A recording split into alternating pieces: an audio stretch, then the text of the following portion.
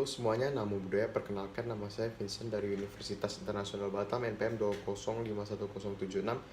Dan pada video kali ini saya akan menjelaskan kepada masyarakat Buddhis untuk memiliki rasa peduli sosial dan taat dalam membayar pajak.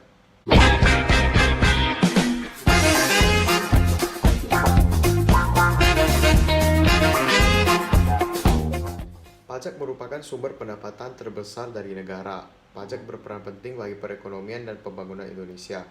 Pajak juga berperan penting bagi kelangsungan hidup bangsa. Sebagian besar anggaran pendapatan belanja daerah (APBN) dan anggaran pendapatan belanja negara berasal dari pungutan wajib tersebut. Tanpa pajak, sebagian besar kegiatan negara tidak dapat berjalan dengan baik. Banyak manfaat yang diperoleh dengan membayar pajak seperti fasilitas jalan, jembatan, sekolah, rumah sakit atau puskesmas, kantor polisi, dan fasilitas umum lainnya.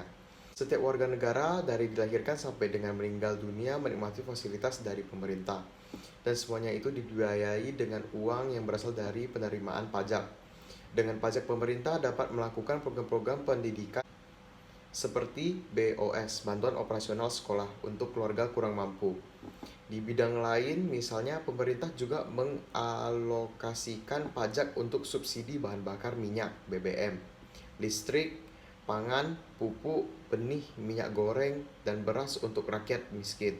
Dengan demikian, peranan pajak bagi suatu negara sangat menunjang jalannya roda pemerintah dan pembiayaan pembangunan.